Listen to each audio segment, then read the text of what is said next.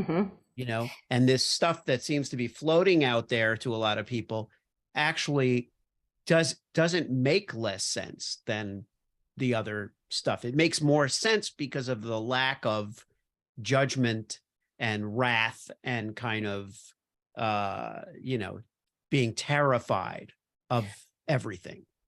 Well, that, and it's also easier to just brush it aside. That's not real. Right. They're crazy. Like, what is all of that? And it's interesting because I recently read the book Conversations with God, and in that book, God says, like, I will speak to anyone that is willing to listen, and like actually says how there are so many people that would much rather just follow the rules of religion. And like, how do you know that is how you're supposed to live your life? But it's easier to just sit back and do, whatever someone tells you, follow these rules and you're going to have a great life. But in the end, now that I've seen it, shift for myself and many other people, it's you're actually living a limited life, not opening yourself up to the possibilities. So are you planning to stay in Boulder for a while, or you have, are you when you, like, I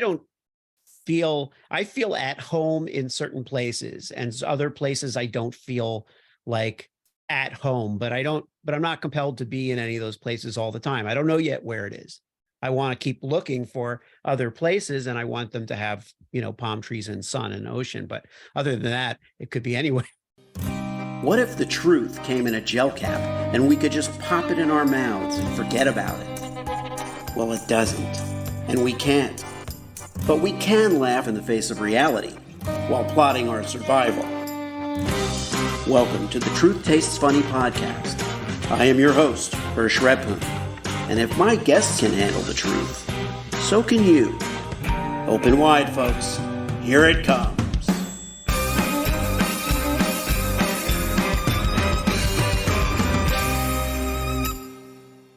Akasia is a love healer, mentor, writer, sound meditation and spiritual guide, all of which is fascinating to me. I have known Akasia for many, many years, but this is the first time we're doing a podcast together.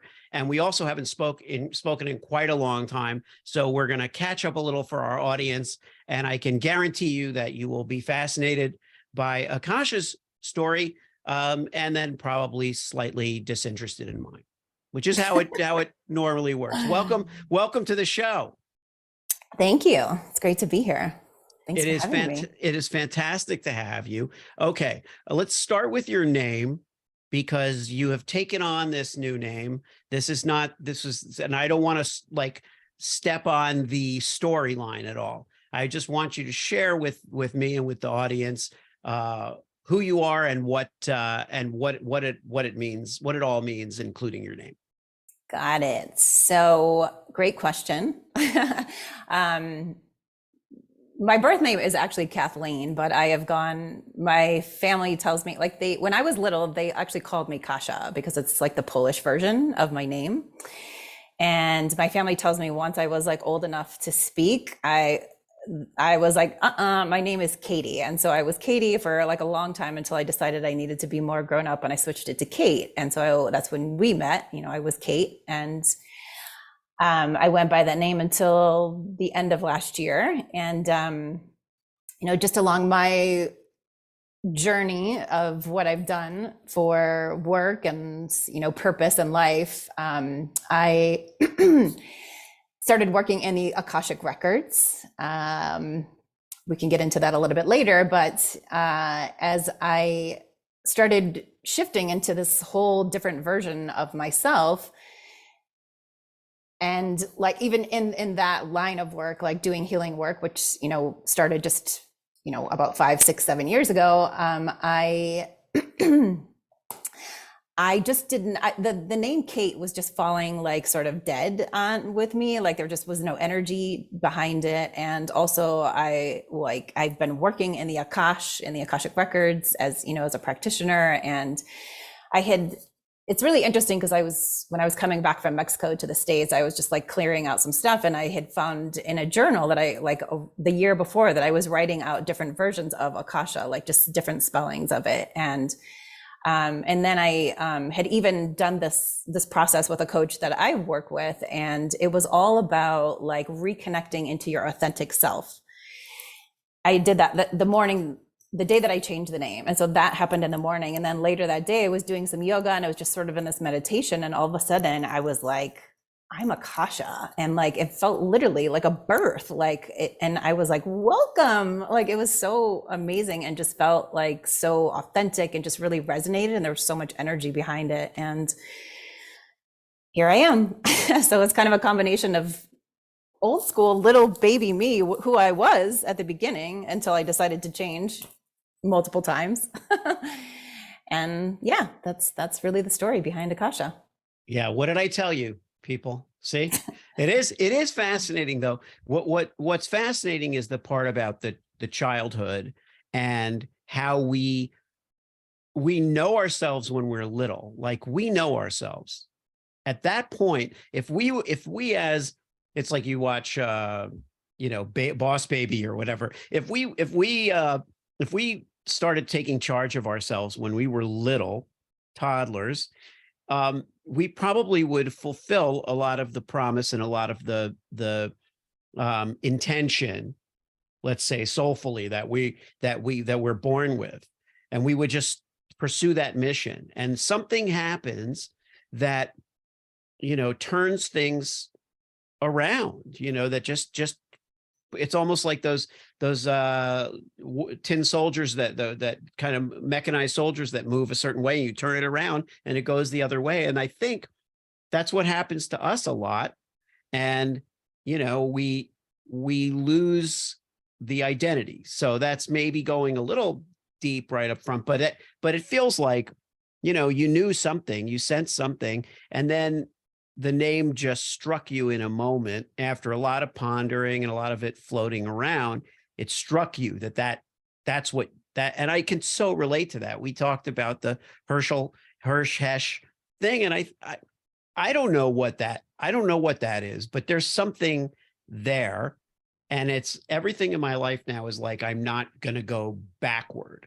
So I wouldn't go back to hash for any reason. If Hersh continues to work for me, that works. Herschel is the full version. If I come up with something else that I feel like I am now, at least I know I can always change it. I can do that. I've done that, where I have to tell people, this is how I go by this name now. This is what Yeah. Anyway, so yeah, go ahead. No, I was going to say, like, we come into this world, unlimited beings without our conditioning and, from society, our parents, our family telling us to be this other version of who we are. And we basically contort ourselves into someone that we're not. And so I find it so interesting too, that I was Kasha when I was a baby. And then suddenly I was transforming into, not the authentic version of me. And throughout my entire journey of life and healing and rediscovering who I really am, it's coming right back to that that same version of me, basically. Yeah. And that is the healing journey too for everyone. We experience so many different things in our lives that just leads us to believe we are not the unlimited being that we are as we come into the world at the very beginning. So well, let's talk about limitations and unlimited beings. At what point did you as an adult feel like, okay, I'm not realizing my potential as a human being? That was about yesterday. Wow. Yeah. It's an interesting one. I have to say, for me, back in 2012, when I was running 100 miles an hour in a hamster wheel, producing, and my marriage of 13 years was a disaster. My ex-husband was in a really bad state. I ended up I was working for a really high profile client that whole entire year, just like crushing it. They loved us, but I was suffering, like mentally, physically, spiritually, on so many levels. Like my soul was just like, I basically sold it to the devil. And then I ended up getting into a car accident that I couldn't work for a year at that time. It was suddenly, I'm home alone for a year because I ended up separating and leaving my ex-husband back then. And all of a sudden, I started started to feel from this numb state that I had been in. Like you can only be numb to be in the way that I was running my life. Like you can't, we're not meant to go 100 miles an hour. And carry everyone else's balls. Like I was literally carrying everyone's balls except my own. And so like that was another major thing. But I think that was the beginning of my awakening. And it was like, you're taking care of everyone else except for you. You don't love yourself. And I also just could feel my soul was just completely out of alignment with what I was doing. And so that was kind of the beginning of the journey that actually even led me into, I became a client of the Akashic Records, just totally randomly through a friend who recommended this woman. And I just, it began to peel the layers back, really, of what was really going on with everything. And that was back in 2012, and the journey still continues. It's 2023. Well, share a little bit about the Akashic Records and what that is.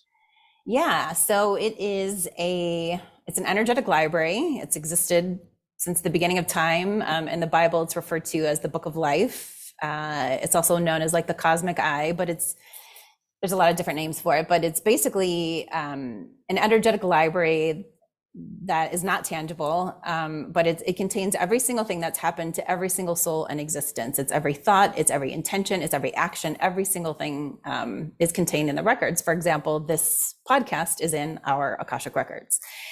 And so it's also this amazing like life tool when someone is able to communicate with the guides and the beings.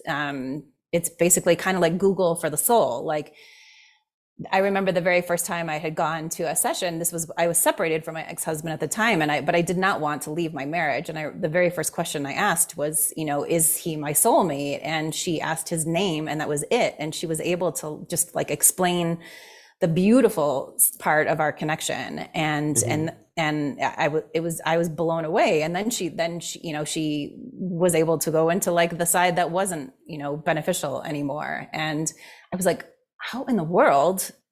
Like I met you, I gave you his name, and suddenly you can tell like our whole entire story. And it ended up becoming like my therapy, because they give you the Akashic Records. It's just guidance, and it's healing, and it's clarity. Like it sheds light on things in every single part of our lives that, like maybe you're stuck on something and you're like, I can't figure out, why do I keep, like running into a wall, whatever category it's in. Like you go into the records, you ask the guides, and they will tell you, what's holding you back, or, that kind of, what practical steps can you take to move beyond, wherever you are. So it's pretty amazing.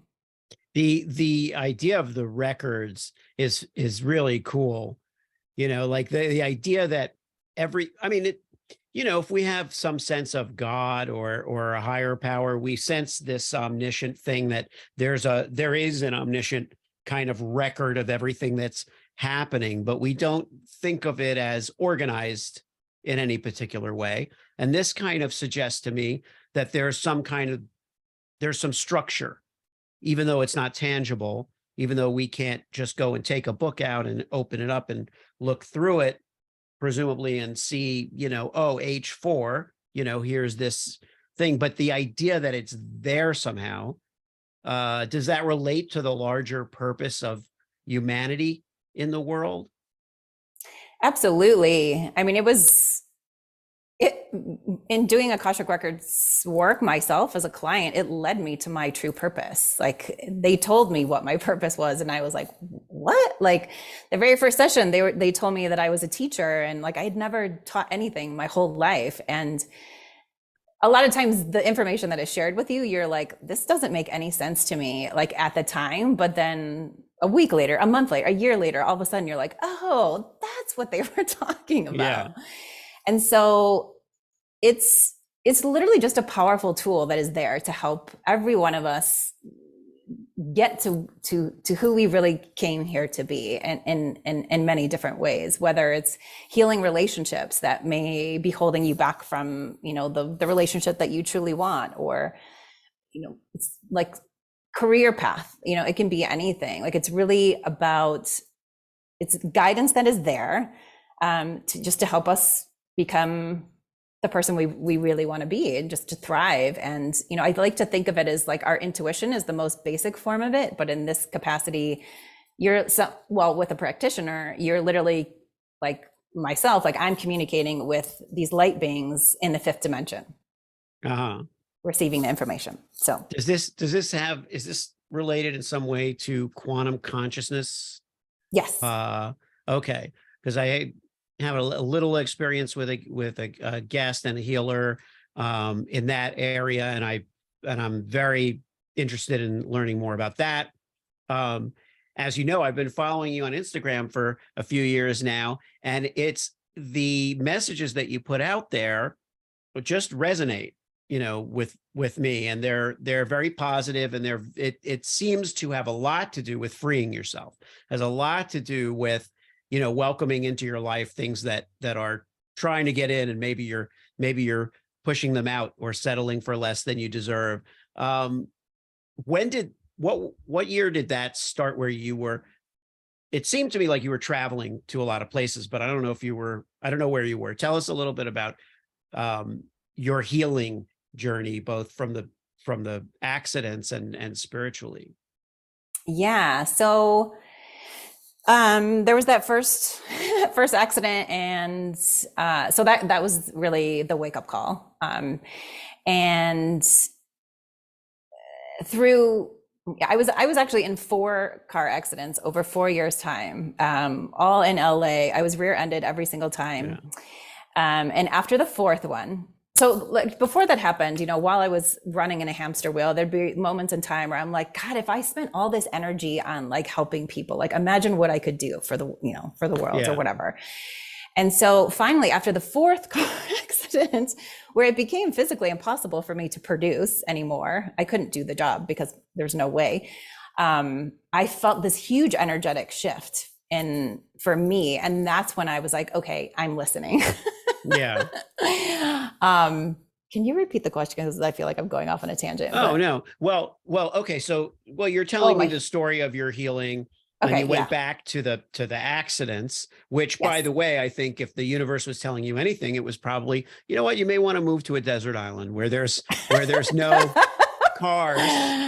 Exactly. You know, because getting rear-ended in LA is not unusual 4 times, and, you know, suffering, you know, physical damage from it is already kind of extreme. But so you were just going to kind of guide us on what, you know, and when was that in 2012? This was in the 4th one was in 2016. The 4th, the first and the 4th were the big ones.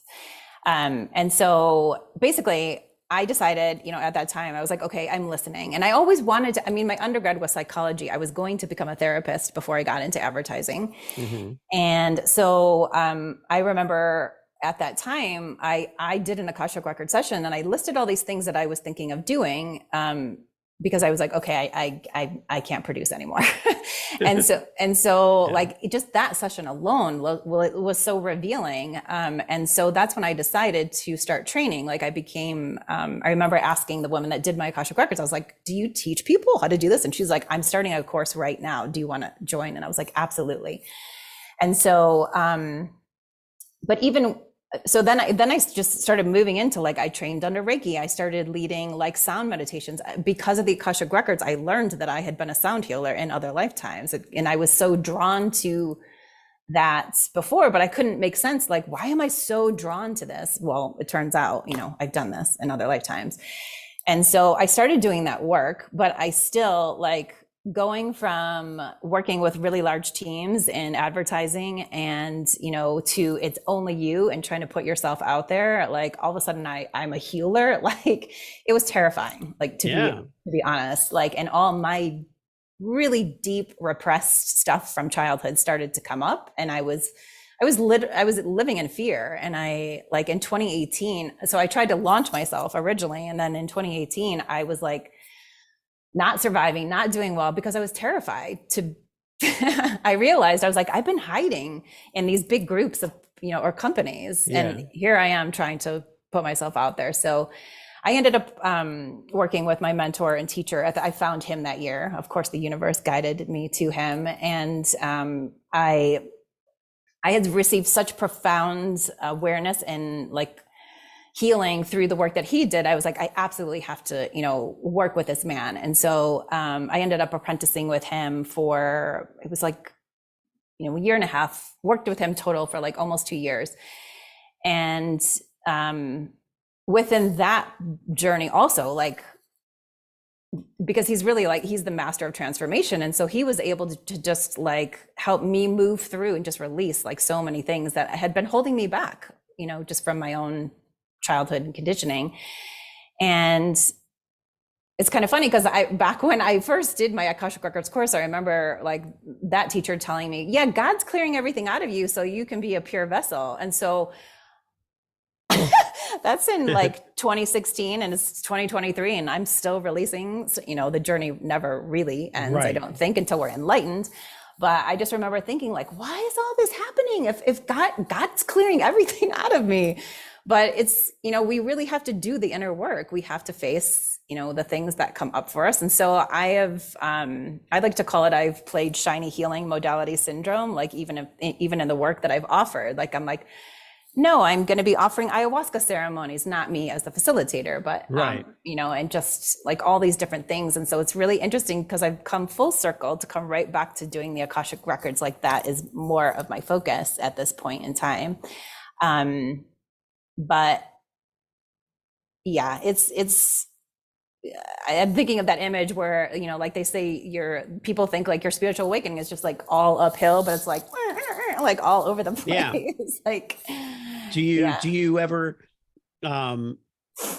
ever reach points where you question all of it?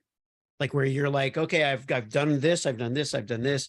And then just like wake up and go, okay, what am I don't know if I trust this or trust myself. Like, do you have doubt, I guess, in the process you're going through ever? Like doubt in the tools, or yeah, maybe the direction, do the results always bear out the process, or do you like struggle with it to make progress for like what's it? Have there been challenges to the kind of new person that you've evolved into, I guess would be? Tons of challenges. And as my teacher and mentor taught us, it's like the higher you go, the harder the challenges become, because it's literally like the universe is like just testing you. Like, are you sure you want to do this? Yeah. And so you have to be committed to it. You truly have to be committed to the journey, but it is worth it like a million times over. Like, you're not the first person to say that, this positive message that I share with people. Like me in 2012, I wasn't in touch with any of that whatever. Yeah. It's been the like peeling back the layers and, just really facing for myself, whatever it is that I need to release. That's allowed me to really, come into that type of energy and be able to share and to see, because I've been in the dark. Like I felt like 2018 was like dark year of the soul. It wasn't dark night of the soul. It was a whole year. And even so, like stuff comes up. You just have to be committed to it and just know that once you release any of that stuff, like you expand like crazy. That's what that's what keeps me going. Well, I don't doubt it. It's the thing that I've learned too. We all have come into this world, like we are here to evolve and grow our soul. That is why we're here. And so there's going to be things that, come up that you learn how to deal with them, really. Yeah. Challenges aren't necessarily problems, in the sense that they're not necessarily tripping us up so much as they are, things that we have to work through, climb over, do all that. And so in 2018, where were you living? I was in Los Angeles at that time. In Los Angeles. Okay. And when did the what I would refer to as the island adventure type stuff start? When did I move to paradise? Yeah. When did you move to paradise? Where was paradise? And, Yeah. So that was, through all these car accidents, I wasn't able to travel for several years, but I was like, my soul was like dying to just travel. And yeah. In 2017, I was able to go to Bali, and I think I booked like originally a 3-week trip, and I ended up staying like almost 6 weeks. And the only reason why I returned was because my passport was going to expire. And so I had to come back. Yeah. And I remember coming back to LA, and I was like, oh, the energy is so thick and heavy and dense here. And I was just in love with Bali.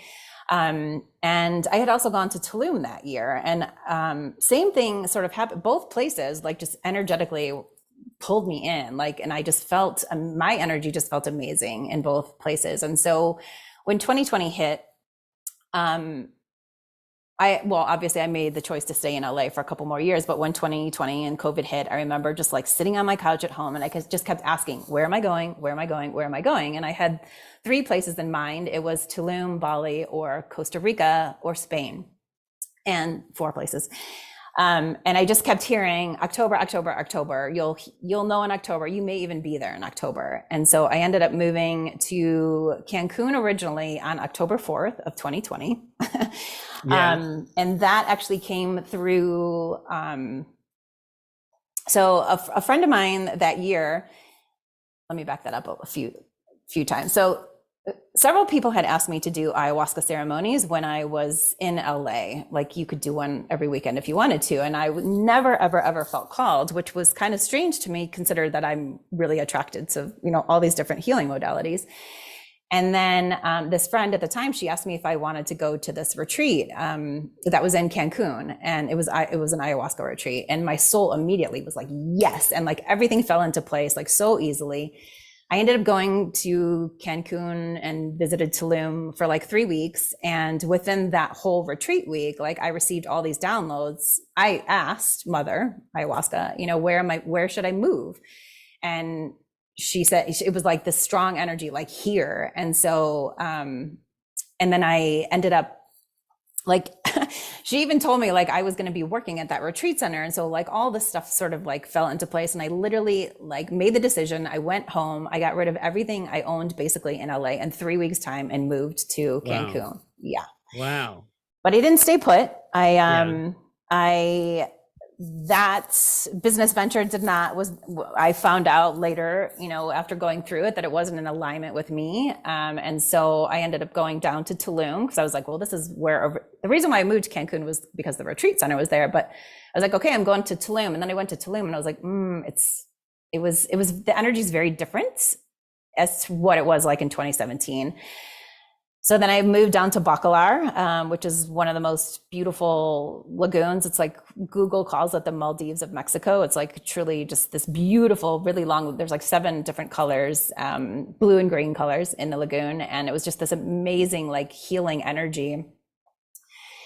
And then I ended up going to Playa del Carmen for like the last year. So, also in going to Mexico, I was like, you know what? I've never been a gypsy. I'm going to be a gypsy for the first time in my life. And so that's, what I did. And towards the end of last year, I energetically felt like I was done in that area. And so then I literally, the universe again, just like picked me up and like put me back in LA, but only like for a couple of months, for a couple of different reasons. One is like a personal familial healing experience that I had with my sister, that I really needed for my own heart, which was so beautiful, and a few other reasons. But I'm currently in Boulder, Colorado today. Yeah.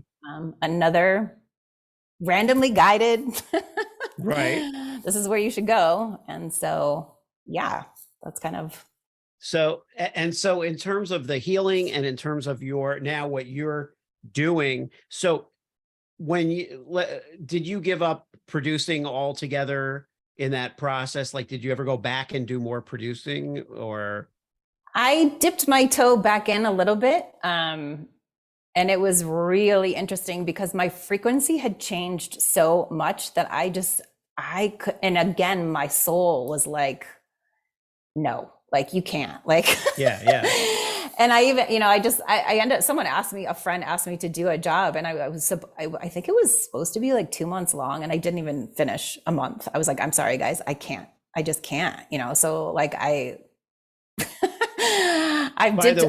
dipped back in again. By the way, even producers who are not into the Akashic records get that feeling, because if they've produced long enough and somebody calls them up and says, hey, you want to produce this job? The first thing that goes through their head is, no, I can't.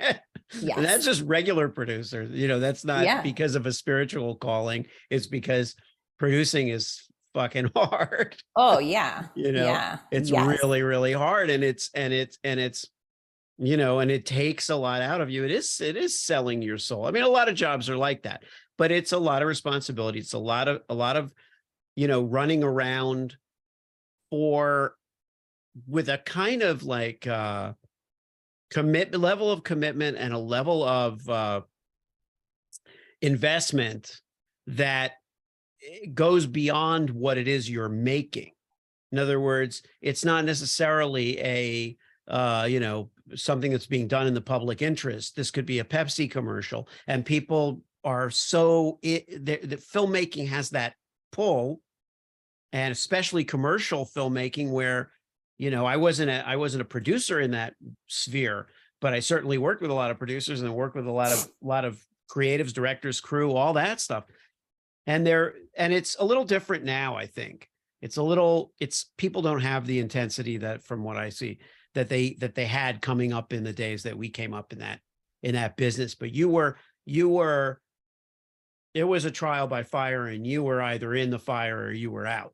And so I can imagine that after having evolving spiritually, it would be hard to go back and offer that level of caring and commitment to something so literally commercial. Right. That might be hard. So tell me about your day-to-day now, and work-wise and all of that.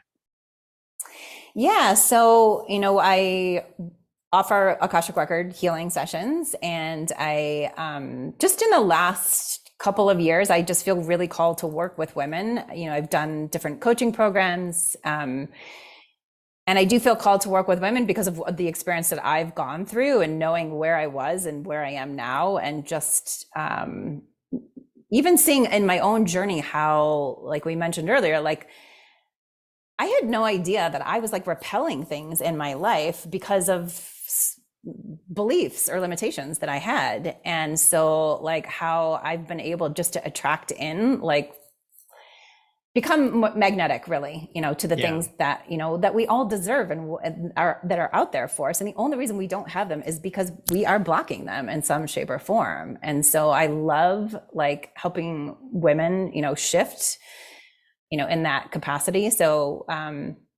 that's the work that I'm doing at this time. I will eventually be doing, taking people like to sacred sites on retreats. That's something else that is, I keep getting a little nudge on the shoulder.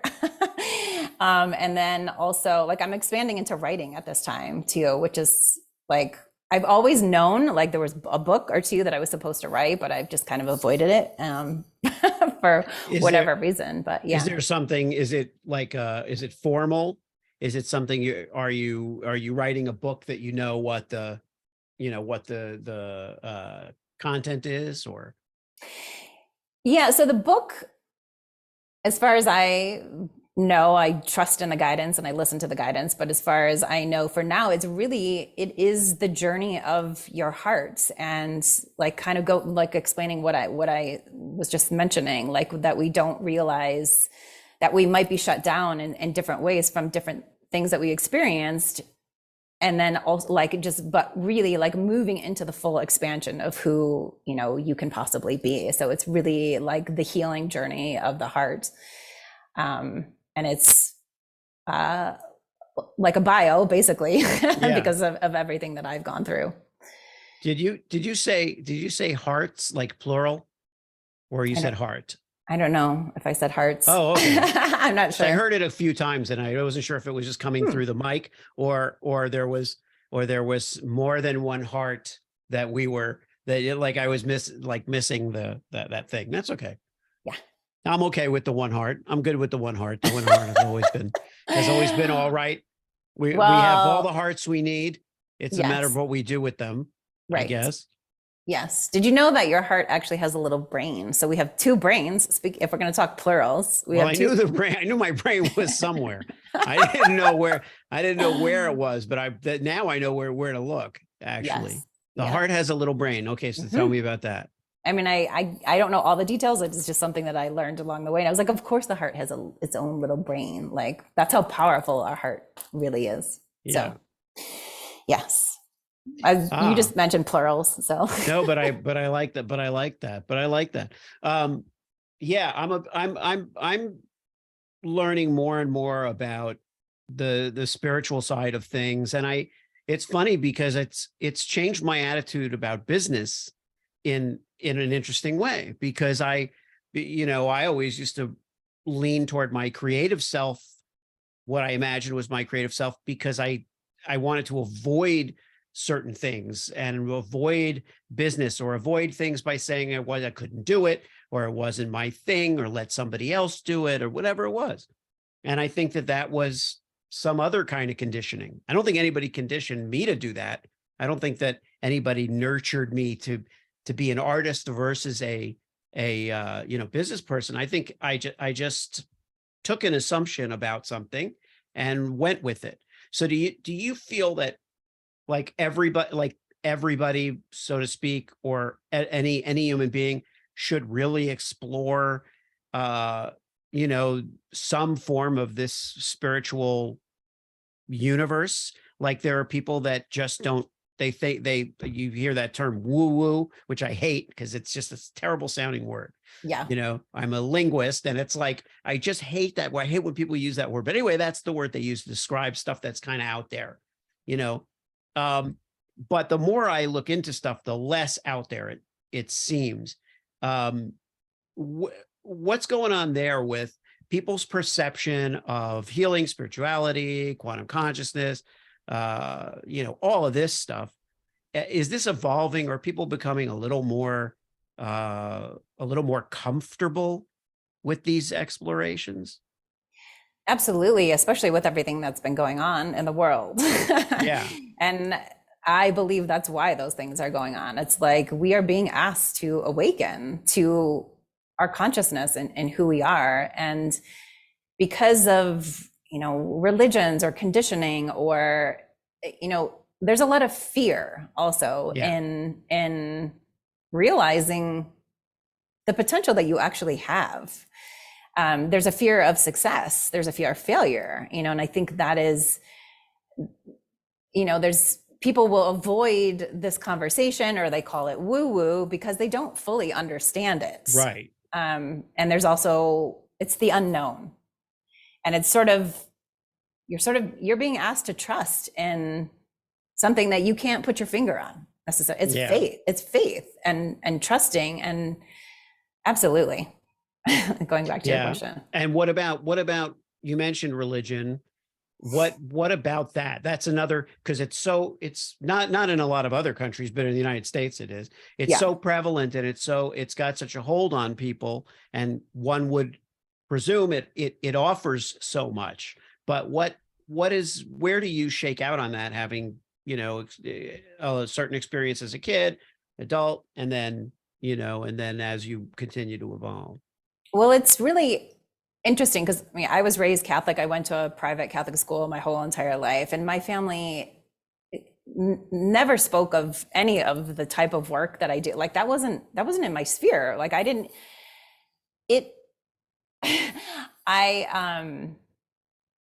So it just was, and it's interesting because I even, I love my family, but there are some family members that like think I'm doing like witchcraft, like, and Yeah. I'm like, no, I'm really like helping people, and Yeah. I'm helping them free themselves from, that invisible cage that they're living in. And I just, religion has its place, obviously, but when you connect to spirituality, it's it's unlimited. Like Yeah.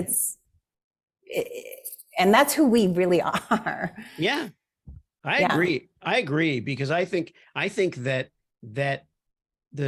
whatever we call spirituality or we refer to it as is like religion without the fear. It's Mhm. like it's without the judgment. And Yes. I think my take on it is that a lot of that is just man's interpretation of the universe, and we layer fear over stuff because we have the id to protect us and we're trying to not get hurt. And so we create, fears. And that's it. Mhm. That's what makes it's not religion or God or the universe or whatever it is that's imperfect. It's the human beings in our silly little way that we create little, like you say, we block stuff, we are afraid of stuff, we think that we're going to be punished for certain things, but when push comes to shove, that stuff never makes sense, Mhm. and this stuff that seems to be floating out there to a lot of people actually doesn't make less sense than the other stuff. It makes more sense because of the lack of judgment and wrath and kind of being terrified of everything. Well, and it's also easier to just brush it aside. That's not real. Right. They're crazy. Like, what is all of that? And it's interesting because I recently read the book Conversations with God, and in that book, God says, like, I will speak to anyone that is willing to listen, and like actually says how there are so many people that would much rather just follow the rules of religion, and like, how do you know that is how you're supposed to live your life? But Yeah. it's easier to just sit back and do, whatever someone tells you, follow these rules and you're going to have a great life. But in the end, now that I've seen it, shift for myself and many other people, you're actually living a limited life, not opening yourself up to the possibilities. So are you planning to stay in Boulder for a while, or you have, are you when you, like, I feel at home in certain places, and other places I don't feel like at home, but I'm not compelled to be in any of those places all the time. I don't know yet where it is. I want to keep looking for other places, and I want them to have, palm trees and sun and ocean. But other than that, it could be anywhere. Yeah. It could be anywhere. But seriously, like, are you feeling like you're going to be there for a while? Like, how far in advance do you think about that stuff? So that's a really interesting question. I really go with the flow, and I trust and I listen. Like, coming to Colorado, like several years ago, when I was asking the question, where am I going? I've also felt this call to have like 3 places around the world, like 3 base camps. Right. That makes sense. And when I would ask, what's the US spot? I would hear Colorado. And when I was in LA, like, I woke up one morning, it was early, I wake up early. And it wasn't even like I was asking, but all of a sudden I heard Colorado, and I'm in this pitch dark room, and this flash of light happens. And I was like, okay. And then when I decided to come out here, things just started falling into place once again, super easy. And so when that stuff happens, I know, like, there's a reason for me to go. Now, do I plan to stay here forever? I'm not sure yet. I haven't been here I just got here a couple weeks ago. Right. But I just trust and I listen. I know I'm called to places for a reason. Like, even going back to like, I didn't go to when I left LA, I never went back until just this. It'd been over 2 years. But literally, when I got into LAX, I was like, I felt this energy. I was like, oh yeah, I was called back here, like, big time. Yeah. And my driver that picked me up, we got into this whole deep conversation about the Akashic records, and he was like, "You just enlightened me," and I was like, "Oh, like this is why I was called back here," like, Yeah. and so, Spain is on my radar, and it's really interesting. Just yesterday, I kept getting all these pings from Mexico again, so maybe it's going to be a combination of like here, Spain, and Mexico. I like that idea of the 3 bases. That for me, I have 5 kids and now a granddaughter. I have a granddaughter now in Israel. And so I have a daughter and son-in-law and granddaughter in Israel. Then I have sons in New York. And then my other kids are here. And it's like, okay, so they could live all over the place. It would be good to have 3 bases, and pick. And I think, but I have a feeling, no offense to the Midwest, that Iowa would probably not be one of the bases. They probably would all be in some way or another on the water. I don't know. That's my calling. That's my thing. That's what I miss and I could chalk it up to growing up in Miami and say, you just want to be near the water because you grew up there. But I wasn't super into the beach. The idea that it's there and you can sail across the world from where you're standing is like a really powerful, feeling. But anyway. Well, on that note, your soul resonates with the water, and it's probably good for your soul. Like, and that would be interesting. A great question to ask the Akashic records as to why are you drawn to the water? Right. Well, we'll have to spin the Akashic records. I love that. We'll talk more about that. But but I'll let you have the last word here. You're speaking to an audience of people who have gone through all the ups and downs of the last few years, are looking for answers to just to have a better sense of humor and a better way of coping with the curveballs that the world and life just continues to throw. Is there a thought or two that you want to leave them with? Yeah. I mean, it's something that I've had to learn because I used to always be stuck in my head and I was always listening to my mind, and, your heart, tuning in and connecting into your heart is your soul. Your heart is your connection to life. And like, sometimes it's really hard to, make yourself slow down, or the universe will slow you down like it did to me, so that I could connect, back into who I really was. Like, just trust in your heart, trust in those whispers, those nudges. Like, I only follow my guidance for, over 2.5 years now. And it has never led me astray at this point. So it's, listen to the guidance and just tune into your heart when you're losing your shit. Thanks so much for tuning into Truth Tastes Funny. If you enjoyed the experience, please leave a 5-star review and share this podcast with your friends.